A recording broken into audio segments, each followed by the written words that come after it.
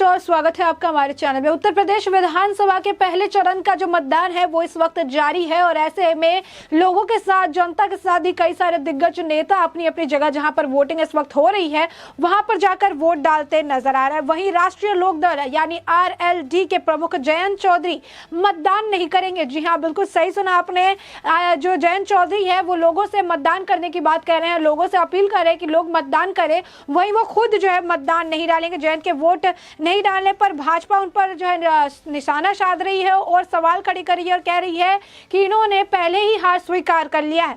जब वो खुद वोट नहीं डालने जा रहे हैं तो मतदाता उनके लिए वोट क्यों डालेंगे।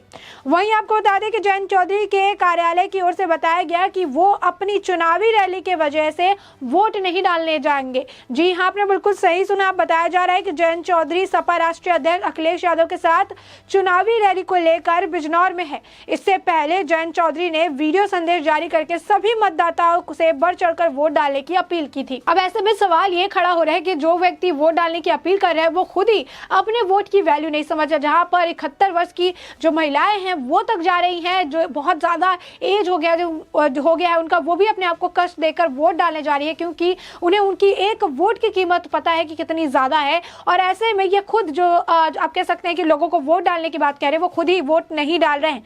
भाजपा ने इस पर जयंत चौधरी को लेकर कहा है कि जयंत चौधरी ने हार मान ली है। जयंत चौधरी के वोट न डालने पर भाजपा के जयंत चौधरी पर हमला किया और पार्टी प्रवक्ता राकेश त्रिपाठी जो है बीजेपी के, उन्होंने जयंत का वोट न डालना निराशाजनक है ये बात कही है। साथ ही उन्होंने कहा है कि उन्होंने यानी जयंत चौधरी ने वोट नहीं डालकर ये बता दिया है कि उन्होंने पहले ही हार स्वीकार कर लिया। कहीं ना कहीं जयंत चौधरी का वोट नहीं डालना कई लोगों को पसंद नहीं आ रहा है और कई सारे वोटर्स भी इस बात को सुनकर काफी निराश नजर आए और वो भी अब वोट डालने से बचते नजर आए। वो भी अब वोट उनके नाम पर नहीं डालना चाहते हैं क्योंकि जयंत चौधरी इस तरीके से वोटिंग डालने से पहले ही बैक ऑफ कर गए हैं। जनता ने वोट करने की अपील कर रहे थे लेकिन खुद उनके लिए वोट डालने से ज्यादा प्रचार महत्वपूर्ण हो गया है, ऐसा अब बीजेपी के जो नेता है वो कह रहे हैं। भाजपा IT सेल के इंचार्ज अमित मालवीय ने भी ट्वीट किया और कहा कि जयंत चौधरी के लिए कितना जिम्मेदाराना है कि वो इसलिए वोट न डाले क्योंकि वह चुनावी रैली में है।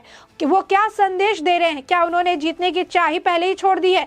जब वे खुद वोट डालने को लेकर गंभीर नहीं है तो लोग RLD को वोट क्यों देंगे और वो क्यों गंभीरता दिखाएंगे। वहीं आपको बता दें कि जयंत भले वोट डालने मथुरा नहीं पहुंचे लेकिन उनकी पत्नी चारू चौधरी ने यहाँ पहुंचकर वोट डाला है। अब ऐसे में जयंत चौधरी के वहां ना जाने और रैली में सम्मिलित होने की वजह से वोट न डालने की वजह से काफी ज्यादा असर पड़ता हुआ नजर आ रहा है। इसे लेकर लगातार जो टिप्पणी की जा रही है और कहा जा रहा है कि कहीं ना कहीं जयंत चौधरी के वोट न डालने से मथुरा में लोगों के ऊपर गलत प्रभाव भी पड़ता हुआ नजर आ रहा है कि ये व्यक्ति जो सभी को वोट डालने की बात कर रहे हैं कहीं ना कहीं दूसरों के लिए एग्जाम्पल है। वो खुद चुनावी रैली को इतना ज्यादा महत्वपूर्ण दे रहे हैं, महत्वपूर्ण मानते हैं, जबकि वो वोटिंग को इतना महत्वपूर्ण नहीं मान रहे हैं और वोटिंग करने से जो है वो नहीं आ रहे हैं और इसके पीछे का कारण उन्होंने चुनावी रैली बताया। वहीं दूसरी तरफ आपको बता दें कि लगातार जो है लोगों की भीड़ उमड़ रही है इस लोकतंत्र के महापर्व को देखते हुए। पहले चरण का मतदान होना है उत्तर प्रदेश में, इस वक्त भी जारी है। काफी लोगों की भीड़ जुट रही है और ऐसे में लोग वोटिंग भी कर रहे हैं। लेकिन अगर आपको बताया कि जहां पर पोलिंग बूथ का हाल है, जैसे हम भी जमीन पर गए थे, हम भी उतरे फील्ड पर, हमने भी देखा कि पोलिंग बूथ का जो हाल है वो इस तरह है कि अलग अलग जो प्रत्याशी जो कैंडिडेट्स हैं वो भी अब अपनी तरफ से अपनी अपनी पार्टी के जो है बूथ बनाकर बैठे हुए। ऐसे में बीजेपी के जो बूथ है वहां पर काफी ज्यादा जमावड़ा देखने के लिए मिला, काफी ज्यादा भीड़ देखने के लिए मिली।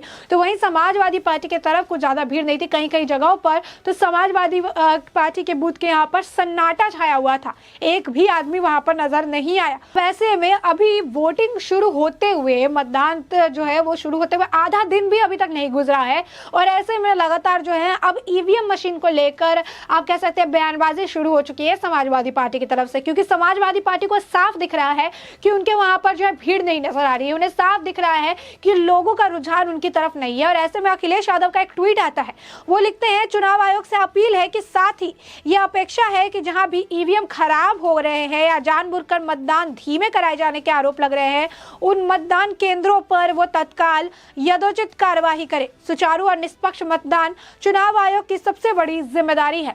तो यहाँ पर साफ तौर पर देख सकते हैं किस तरीके से भी आधा दिन भी नहीं गुजरा है और इस तरीके से अब इनकी कंप्लेन जो है EVM मशीन को लेकर शुरू हो चुकी है। वहीं से लेकर रणविजय सिंह ने भी जो है ट्वीट किया है। उन्होंने लिखा है, लगता है EVM मशीनों को धूप नहीं दिखाई गई थी, सब टे बोल रही है। वहीं तहसीन पुणे सुरजेवाला जो है उन्होंने भी इसे लेकर ट्वीट किया। उन्होंने कहा है कि बहुत सारी रिपोर्ट सामने आ रही है जो ये बता रही है कि ईवीएम मशीन जो है वो खराब हो चुकी है और कई सारे जो वोटर्स हैं वो काफी लंबे लाइन में काफी देर से खड़े हैं।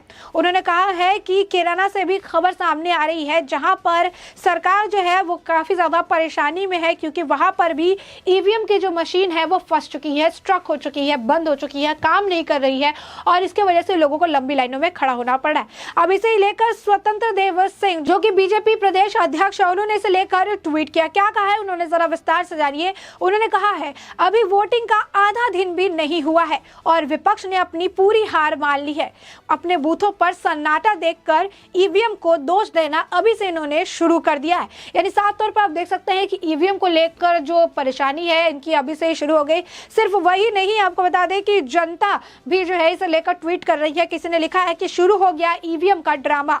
वहीं पर कुछ लोग कह रहे हैं कि तेज रोशनी से खराब नहीं हो सकता है और किसने ये कहा है कि इस तरीके से जो है ईवीएम मशीन अचानक से खराब हो गई है। कहीं ना कहीं बूथ पर जो सन्नाटा है वही कारण है कि अब ईवीएम पर सवाल खड़े किए जा रहे हैं क्योंकि भीड़ जो है कहीं और देखने के लिए यानी बीजेपी के खेमे में जो है भीड़ देखने के लिए मिल रही है। ऐसे में समाजवादी पार्टी जो है उनके पास अब मुद्दा ये है ईवीएम का और इस ईवीएम के मुद्दे को उन्होंने उठाना शुरू कर दिया है।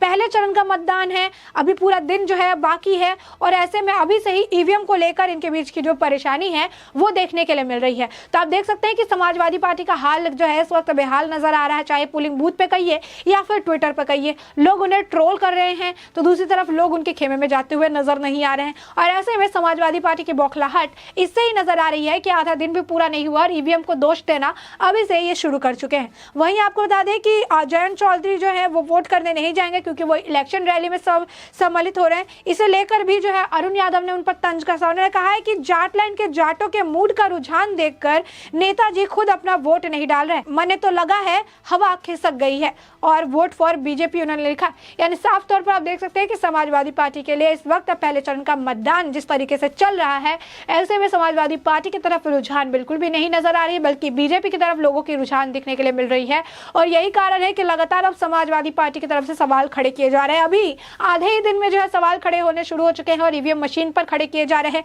अखिलेश यादव भी अपने ट्वीट पर कह रहे हैं कि सुचारू और निष्पक्ष मतदान होना चाहिए क्योंकि सुचारू और निष्पक्ष मतदान चुनाव आयोग की सबसे बड़ी जिम्मेदारी है। चुनाव आयोग को भी कह रहे हैं कि इसका वो संज्ञान ले, देखें कि ईवीएम मशीन खराब हो चुकी है। समाजवादी पार्टी के और भी कई सारे नेता है जो ईवीएम मशीन को कोसते नजर आ रहे हैं क्योंकि लोगों की जो भीड़ है उनके यहाँ जो है अखिलेश यादव के जो खेमे हैं समाजवादी पार्टी के जो बूथ्स लगे हैं वहां पर सन्नाटा पसरा हुआ है। नहीं, गाजियाबाद से तो ऐसी भी खबर निकलकर सामने आई जहां पर 12 बोगस जो वोटर्स है, फर्जी वोटर्स जो है सपा के कैंडिडेट यानी समाजवादी पार्टी के कैंडिडेट ने जो है बुला कर रखे थे ताकि वो लोग उनके नाम पर जो है पर्चा डाले, उनके नाम पर जो है वोटिंग करे, जिसके बाद उनसे जो है पुलिस ने उन्हें गिरफ्तार कर लिया गया है। तो साफ तौर पर जो समाजवादी पार्टी की निराशा है पहले चरण के मतदान में ही साफ तौर पर देखने के लिए मिल रही है। एक तरफ जो है फर्जी जो वोटर्स है उन्हें लाया जा रहा है ताकि वोट डाले जा सके, दूसरी तरफ जो है ईवीएम को पर दोष करार दे रहे हैं, तीसरी तरफ जो है चुनाव आयोग से कह रहे हैं कि ईवीएम खराब हो गई है, मतदान स्लो करने की कोशिश की जा रही है। और उसके अलावा अगर थोड़ा हटकर आप देखें तो लोगों में काफी ज्यादा उत्साह देखने के लिए मिल रहा है।